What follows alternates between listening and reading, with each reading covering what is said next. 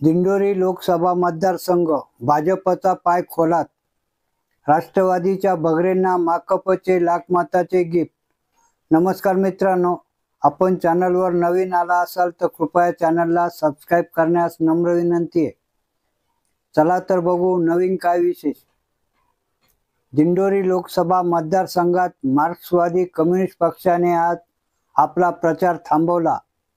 पक्षाचे नेते व संभाव्य उमेदवार जे.पी. गावित यांच्याकडून महाविकास आघाडीला पाठिंबा दिला जाणार आहे। आज सकाळी गावित यांनी राष्ट्रवादी काँग्रेसच्या नेत्यांमध्ये याबाबत चर्चा झाली। महाविकास आघाडीत सहभागी असलेल्या मार्क्सवादी कम्युनिस्ट पक्षाने राज्यातील दिंडोरी हा एकमेव मतदारसंघ मिळावा अशी मागणी केली होती, मात्र त्याबाबत एकमत होऊ शकले नाही। त्यामुळे माकपने गेल्या आठवड्यात पॉलिट ब्युरोची बैठक घेतली होती।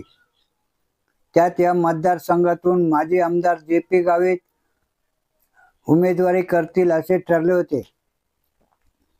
गावित यांनी मतदारसंघात भेटीगाठी देखील सुरू केल्या होत्या। विधानसभा मतदारसंघनिहाय मेळावे घेण्यात येत होते, त्यामुळे या मतदारसंघात तिहेरी लढतीची अपेक्षा होती। आज महाविकास आघाडीच्या वरिष्ठ नेत्यांनी पत्रकार परिषद झाली। त्यात माकप आघाडीत सहभागी असून कोणत्याही जागेवर उमेदवार नसले तरी त्यांच्याकडून पाठिंबा मिळाला असल्याचे जाहीर करण्यात आले। दिंडोरी मतदारसंघात देखील माजी आमदार गावित यांनी आज आपला प्रचार थांबवला। सकाळी राष्ट्रवादी काँग्रेसचे नेते दत्तात्रय पाटील व अन्य पदाधिकाऱ्यांची चर्चा झाली। आता दिंडोरी मतदारसंघात माकप, राष्ट्रवादी काँग्रेस, शरद पवार गटाचे भास्करराव बगरे यांच्यासाठी संयुक्त प्रचार मोहीम राबवतील। त्यामुळे गुढीपाडव्याचा मुहूर्त राष्ट्रवादी काँग्रेस शरद पवार गटाला लाभदायी ठरला आहे असे म्हणता येईल। मार्क्सवादी कम्युनिस्ट पक्षाचे पेठ, सुरगाणा, कळवण यासह दिंडोरी मतदारसंघात विविध आदिवासी भागात चांगला प्रभाव आहे। या पक्षाला लोकसभा निवडणुकीत सरासरी 1 लाखाहून अधिक मते मिळतात। आता त्यांचा उमेदवार नसल्याने आणि बगरे यांना पाठिंबा मिळाल्याने गुढीपाडव्याच्या मुहूर्तावर राष्ट्रवादी काँग्रेस शरद पवार गटाचे उमेदवार भास्कर बगरे यांना 1 लाख मताचे गिफ्ट मिळाले आहे असे म्हणता येईल। दिंडोरी मतदारसंघात भारतीय जनता पक्षाने विद्यमान खासदार डॉक्टर भारती पवार यांची उमेदवारी जाहीर केली आहे।